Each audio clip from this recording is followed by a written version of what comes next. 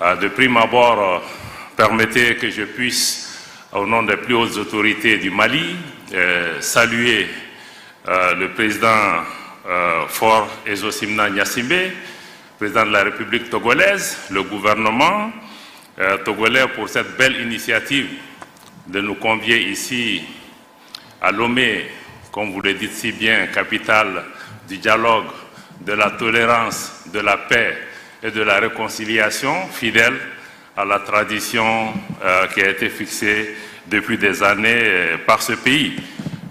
Je pense que c'est vraiment très très important de se trouver ici. Je voulais en particulier saluer l'activisme, j'allais dire le dynamisme de notre frère Robert Dussé, qui porte brillamment, mais aussi éloquemment, avec efficacité et discrétion, la voix du Togo, mais pas seulement l'action du Togo au plan international. J'ai vu beaucoup de collègues ou d'intervenants hier qui se sont interrogés si c'est un forum de plus ou un forum de trop.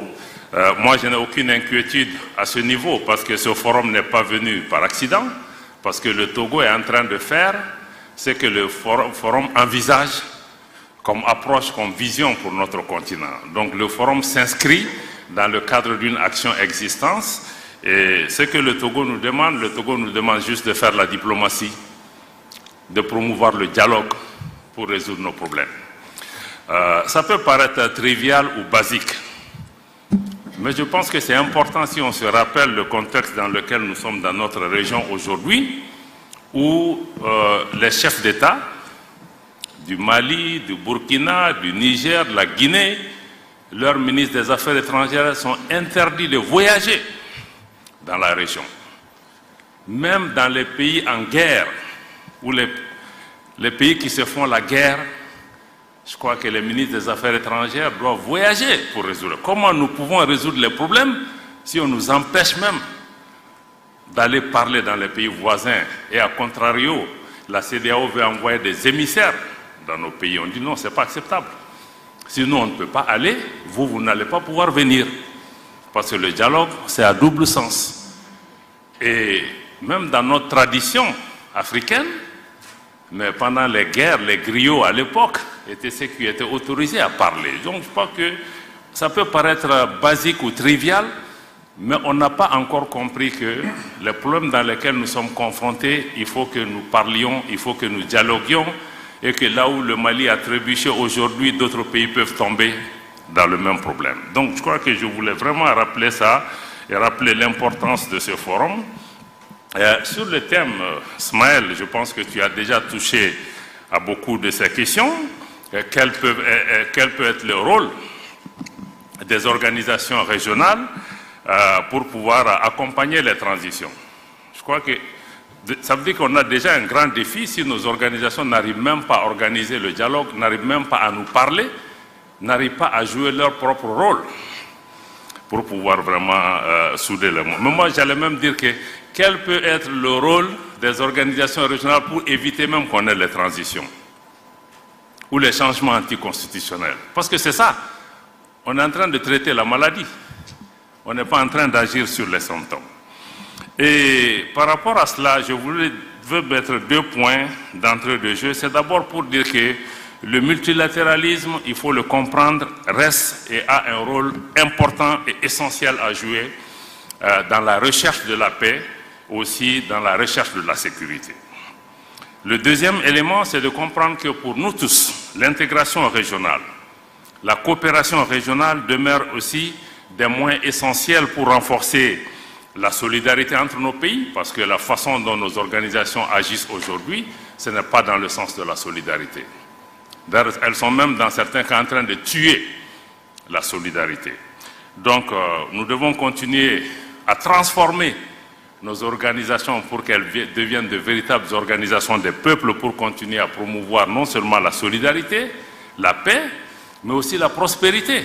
Parce que quand je vois le nombre de jeunes gens qu'on a aujourd'hui dans cette salle et tous ceux qui sont dehors, ce qu'ils attendent de nous, c'est qu'on leur apporte des réponses.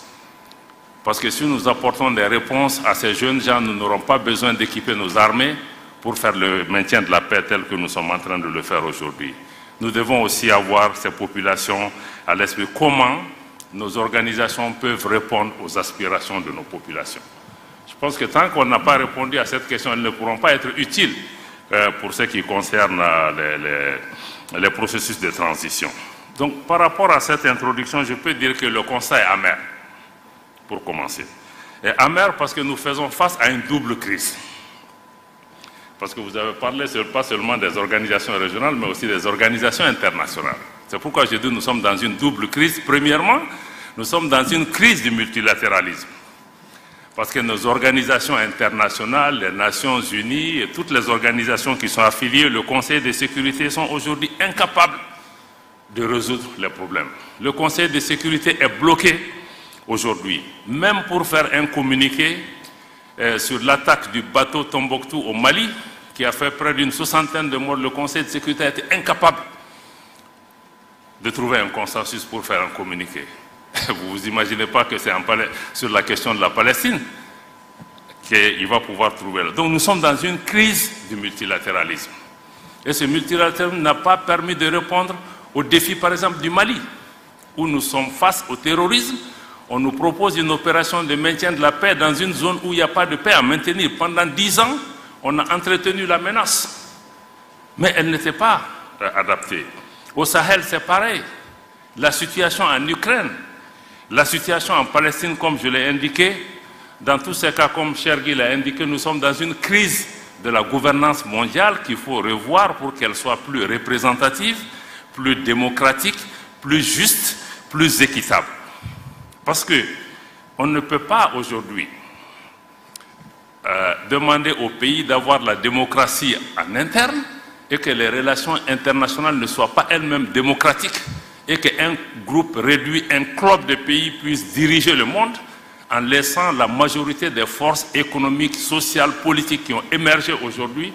La situation géopolitique mondiale s'est totalement transformée, mais cette réalité n'est pas reflétée. C'est pourquoi le système multilatéral aujourd'hui, qui nous accuse, nous, régime en transition, de ne pas être légitime, mais ce système même n'est pas légitime, parce qu'il ne reflète pas la réalité géopolitique mondiale. Donc nous sommes dans cette crise, mais par rapport à ça aussi, je voudrais avoir un son un peu différent. Parce que beaucoup disent, oui, il faut que l'Afrique soit au Conseil de sécurité, il faut que l'Afrique soit mieux représentée. Ce qui est vrai. Ce qui est vrai, nous constituons 55 pays. Mais moi, je veux mettre l'accent sur le fait que l'Afrique ne doit pas être là en nombre, mais en qualité, en substance. Parce que si nous avons une Afrique qui vient pour être traînée par d'autres puissances, être une chair à canon qui est répartie entre les puissances, non. Si l'Afrique vient, quelle est sa valeur? Quelle voie différente elle apporte? Parce que nous, dans le cas du Mali, on a vu beaucoup de pays africains au Conseil de sécurité ne nous soutiennent pas. Ils n'apportent même pas une approche différente. Ils votent avec nos ennemis, souvent. Donc je pense que s'il y a une Afrique qui doit avoir la place, il faut que ça soit vraiment une voie différente, mais aussi une voie de plus. Si l'Afrique n'apporte pas son identité dans la gestion des affaires mondiales, je pense que ça ne sert à rien d'être content que l'Afrique est autour de la table, mais elle est autour de la table pour faire quoi? Si elle ne dit pas ce qu'elle doit dire, si elle ne parle pas au nom de nos populations, si elle ne dénonce pas, parce qu'aujourd'hui, certaines de nos organisations sont là pour perpétuer des systèmes néocoloniaux. Ce n'est pas acceptable. Ce n'est pas pour ça qu'on les a établis. Donc je pense que, donc ça c'est le premier point, la double crise multilatérale et aussi l'instrumentalisation de ces organisations internationales, y compris au niveau du Conseil de sécurité ou d'autres organisations. On a vu, la Libye a été attaquée avec une autorisation du Conseil de sécurité des Nations Unies. 10 ans après, on a le problème, ça a déstabilisé tous nos pays. Donc souvent, on se demande si ces organisations même ne sont pas là pour maintenir, entretenir la menace, pour justifier leur existence et voiler leur inefficacité souvent. Et aussi, tout le monde a dénoncé ici depuis la politique de 2 poids 2 mesures enlève la crédibilité à ces organisations. Quand on parle aujourd'hui des droits de l'homme, bon, c'est devenu une religion. C'est devenu une religion. Quand il y a un petit problème qui se passe au Mali, on dit oui, il faut appeler la Cour pénale internationale. Mais en Palestine, ce qui est en train de se passer, ce n'est pas le droit de l'homme. Où est la Cour pénale internationale? Où sont ces donneurs de leçons? Où sont ces pays qui se disent champions des droits de l'homme, qui eux-mêmes soutiennent ce qui est en train de se passer? Je peux donner d'autres exemples par rapport aux droits de l'homme. Est-ce que c'est ça le droit de l'homme? La politique de 2 poids 2 mesures. Si je suis ami avec quelqu'un, je ferme les yeux. Non. Donc ce ne sont pas les principes. Ça enlève le truc. Même la démocratie. On nous accuse des 1000 noms d'Israël, mais en réalité, ceux qui prétendent promouvoir la démocratie, ce n'est pas la démocratie qui est en question, ce n'est même pas l'intérêt de nos pays. C'est leurs propres intérêts. Parce que quand vous voyez que quand la démocratie ou les institutions sont menacées dans le pays, en fonction du fait que ce pays est avec moi ou n'est pas avec moi, ou les nouveaux gouvernements sont avec moi, je me prononce. Est-ce que c'est ça la démocratie? Donc nous-mêmes, nous devons pouvoir vraiment prendre ces questions. Donc je voulais dire que le système multilatéral, sur cette partie de la double crise, est incohérente et inconséquente par rapport aux réponses à nos questions. Maintenant, la deuxième partie de la double crise, c'est maintenant la crise de nos organisations régionales. Ce qui est vraiment le point sur lequel je voudrais pouvoir inviter la réflexion. Je pense que Chergui a beaucoup parlé de cette question. Naturellement, aucun de nous n'est satisfait. Nous, régime en transition, ni les autres, par rapport à la réponse qui est apportée à cette question. La première chose, c'est de mettre l'accent sur l'incapacité de nos organisations à anticiper, à prévenir et à agir en amont. Ismaël a touché sur la question. On dit early warning, early warning. Non, ce n'est pas early warning. Tout ce qui s'est passé au Mali, au Niger, au Burkina, en Guinée, mais on a vu venir, on n'a pas besoin d'être savant. Qu'est-ce qui a manqué? Mais il n'a rien fait, il n'y a pas eu d'action.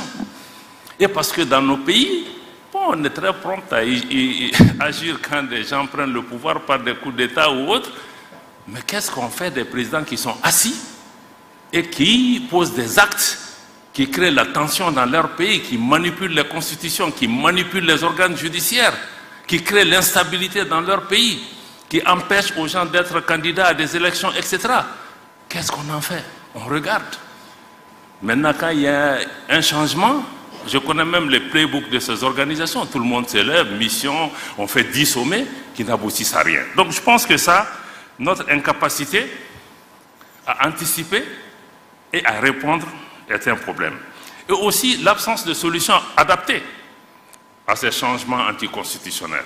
Parce qu'on a l'impression que, comme les anglophones le disent, one size fits all. Quand il y a un problème au Mali, quand il y a un problème au Gabon, quand il y a un problème au Tchad ou ailleurs, on a la même solution. On a le même remède pour toutes les solutions. Est-ce qu'on peut être un peu plus créatif, que ce forum nous aide aussi à avoir du recul, à se dire que oui, chaque situation est peut-être différente. Les pays, le Mali, le Niger, le Burkina font face à une situation sécuritaire extrêmement compliquée, extrêmement difficile, et où des pays ont perdu 40 à 50% de leur territoire face à l'insécurité. Mais qu'est-ce que ces organisations ont fait pendant ce temps? Le ministre, le général Toumba en a parlé ce matin. On n'a vu personne. La CEDEAO elle-même et même l'Union africaine, ils ont sous-traité cette responsabilité aux Nations Unies qui elles-mêmes n'étaient pas capables de répondre à cette question. Aujourd'hui, le Mali, le Burkina ou le Niger dépendent 25% de leurs ressources propres pour faire face à la lutte contre le terrorisme. Parce que, au Mali en particulier, l'exemple que je connais, les changements de pouvoir auxquels on a assisté, c'est surtout l'exaspération, la frustration de la population face à l'incapacité des pouvoirs politiques à répondre à cette situation. Donc si la CEDEAO et les autres organisations veulent aider, ils doivent d'abord fixer ce problème. On ne peut pas venir dire aux gens seulement organiser des élections ABCD. Même pour les élections, pour qu'elles soient inclusives, il faut que l'État soit présent sur l'ensemble de son territoire. Donc je pense que ça, il faut vraiment des solutions adaptées à chaque situation. Et aussi comprendre que la peur ne peut pas constituer une politique. Je sais que dans beaucoup de pays, les gens ont peur, qu'il y ait contagion des coups d'État. Est-ce que cette peur a empêché que les choses se passent? Donc au-delà de la peur, moi je crois qu'il faut qu'on soit pragmatique. Comme le cas du Niger, on l'a indiqué. Ce qui s'est passé, il ne faut pas être devin, mais il faut engager les gens, il faut parler avec les gens pour trouver des solutions. Donc je pense qu'il faut vraiment ce pragmatisme-là qui est nécessaire. j'ai déjà parlé de l'absence de solidarité, mais aussi nos organisations doivent fondamentalement changer de logiciel. Il faut comprendre des pays comme le Mali, nous avons souscrit à toutes ces organisations. Nous savons que dans ces organisations, quand il y a un coup d'État, il y a changement anticonstitutionnel, les règles s'appliquent. Et les règles qui sont là, c'est la suspension des instances de ces organisations, conférence des chefs d'État, conseil des ministres, etc. Mais ce n'est pas l'ostracisme et l'exclusion. C'est pourquoi Lomé est importante par rapport à ça. Parce que dans certains cas, non seulement les pays sont sanctionnés, mais sont punis. Pas seulement punis, pas seulement les dirigeants, mais on punit toute une population, sans punition collective. Parce qu'on cherche le président, on cherche telle ou telle chose. Est-ce que le peuple nigérien mérite qu'on lui coupe l'électricité, l'eau, la nourriture, les médicaments? Par rapport à ce qu'est-ce qu'elle a à voir dedans? Donc moi je crois que vraiment... Et le plus grand problème aussi, c'est que... non, on va même au-delà de ça. On envisage une intervention militaire. C'est pourquoi le Mali, le Burkina, on a mis le pied tout de suite. Pour dire que si on attaque le Niger, parce que ce n'est pas la démocratie qu'on cherche à promouvoir, on cherche à avancer l'agenda d'une ancienne puissance coloniale qui a perdu pied et qui utilise nos organisations pour revenir. Ce n'est pas acceptable. Et nos organisations ne doivent pas constituer une menace pour nous et nos populations. Quand je vois la CEDEAO, je vois l'Union africaine, je vois la BCEAO, ça doit me rassurer. Mais aujourd'hui, ces organisations nous font peur à nos populations, constituent des menaces dans certains cas. Donc ça, c'est extrêmement important qu'il faut qu'elles changent leur logiciel pour sortir de mode punition-sanction, parce que si la sanction marchait, le Burkina a basculé quand le Mali était sous sanction. Le Niger a basculé, donc quelque part on doit s'arrêter comprendre, est-ce que le tout sanction, tout punition, ça marche? Et même la punition aussi a des conséquences durables, parce qu'aujourd'hui, parce qu'on ferme les frontières, on fait tout ce qu'il faut, mais ce ne sont même les fermetures des frontières, nos populations, ça brise l'élan de solidarité de nos pays. Donc il faut vraiment que nous comprenions ça. Deuxièmement, je vais insister sur le fait que quand nous sommes dans des organisations, mais les organisations sont bâties sur des traités, sur des textes auxquels nous avons librement consenti, y compris en abandonnant notre souveraineté. Mais dans beaucoup de ces organisations, à la CEDEAO, à l'UEMOA, les textes ne sont pas respectés.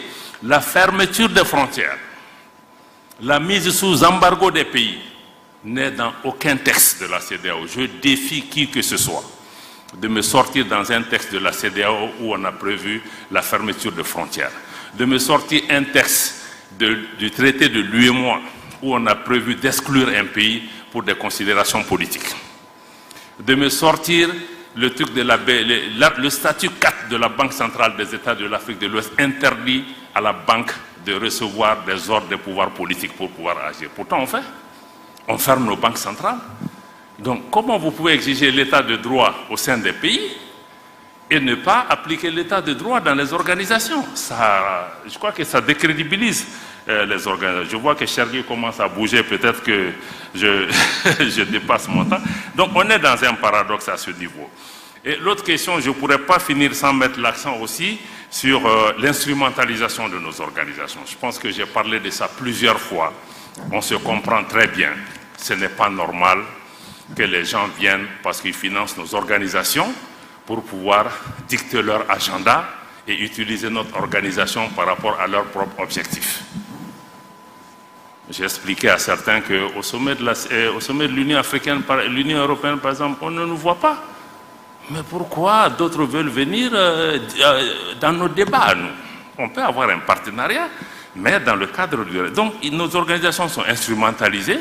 Cette instrumentalisation conduit à la politique de 2 poids 2 mesures parce qu'on ne définit plus les choses en fonction de nos propres paramètres, mais parce que, bon, les autorités françaises sont contre le Mali. Ah, il faut les suivre parce que, bon, tel pays a une attitude bienséante. Donc, je crois que ça pose un problème de crédibilité de nos organisations. Et le G5 Sahel, c'est la même chose. Notre frère là, Maman Sidikou, il était secrétaire exécutif du G5 Sahel. Le Mali est un pays fondateur du G5 Sahel. La France, qui n'est pas membre du G5 Sahel, dicte sa loi. Moi, je paye ma contribution. Un autre pays vient dire que le Mali ne peut pas assumer la présidence du G5 Sahel. Comme le disent nos amis ivoiriens, on est où là? Donc ça, ce sont des problèmes, ce n'est pas qu'on imagine, mais c'est réel. Donc ceci nous amène à nous interroger sur la crédibilité. Aujourd'hui, la jeunesse africaine, j'ai entendu beaucoup de gens, nos populations se posent comment ces organisations sont perçues. Moi, je suis certain que ces puissances qui jouent ce jeu, leur objectif même, c'est de décrédibiliser nos organisations. Quand ils disent, ouais, on est derrière la CEDEAO, et vous prenez le micro souvent pour prédire, on a vu des ministres français, ou même le chef de l'État, prédire les conclusions des sommets de la CEDEAO sans qu'aucun responsable de l'organisation les rappelle à l'ordre. Donc, je pense que c'est ça. Bon, donc, je pense que par rapport à tout ça, qu'il y aura définitivement un impact sur l'intégration, la solidarité africaine si on ne prend pas des mesures. Pour des pays comme le Mali, on aurait pu continuer à protester, à agir, à faire des communiqués, mais nous avons dit aussi que quelque part, il faut que nous apportons une alternative, une réponse géostratégique. C'est pourquoi on a décidé de mettre en place l'Alliance des États du Sahel, pour plusieurs raisons, parce qu'on ne veut pas une organisation qui soit téléguidée de l'extérieur. Deux, c'est que nous avons décidé que nous finançons cette organisation. Si vous voyez la charte, elle n'a pas prévu que nous recevons l'argent de qui que ce soit. Pour être très clair. Donc, s'il y a des réponses sécuritaires, ça doit être des réponses sécuritaires à la hauteur de nos moyens. Et les moyens, nous en avons.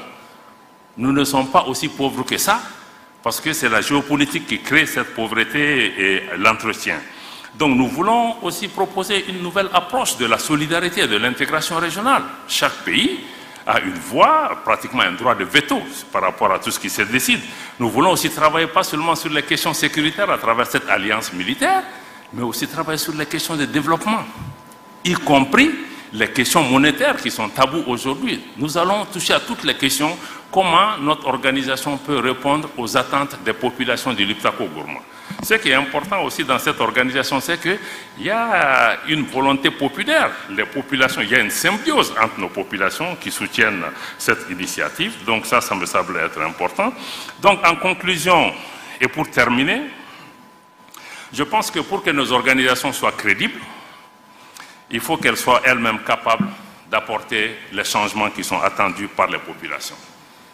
En premier lieu, il faut d'abord qu'elles remplissent leur vocation première, qui est de réaliser la solidarité africaine, l'intégration africaine.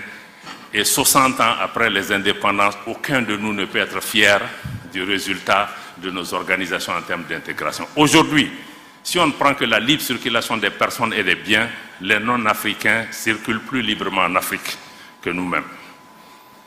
Je ne parle pas des infrastructures, je ne parle pas d'autre chose. Je ne parle même pas du financement de nos organisations. Donc, je pense que on ne doit pas blâmer les autres. Est-ce que nous-mêmes, on a fait le travail qu'on devait faire pour que les autres nous respectent? Peut-être que si l'intégration, on était même avancé, on a beaucoup de systèmes de coups d'État et autres qu'on n'aurait pas. Donc, je pense qu'il faut renforcer la solidarité. Mais il faut surtout des organisations où un leadership africain est affirmé et assumé. Parce que quand on parle de solution africaine, c'est qu'il faut un leadership africain. Et le leadership africain, c'est qu'il faut que les autres nous respectent. Il faut qu'on impose une respectabilité aux autres pays.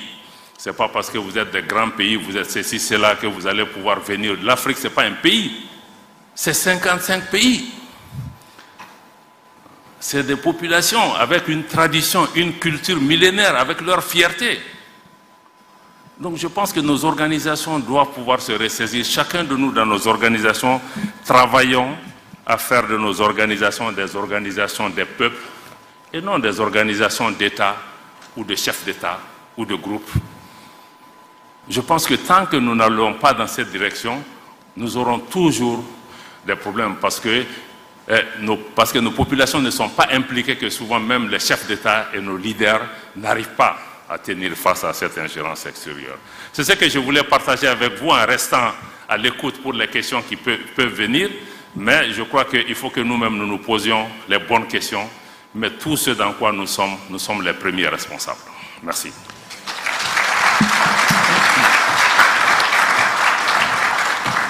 Merci infiniment, mon cher Abdoulaye, pour tous ces éléments d'analyse et ce constat au final difficile.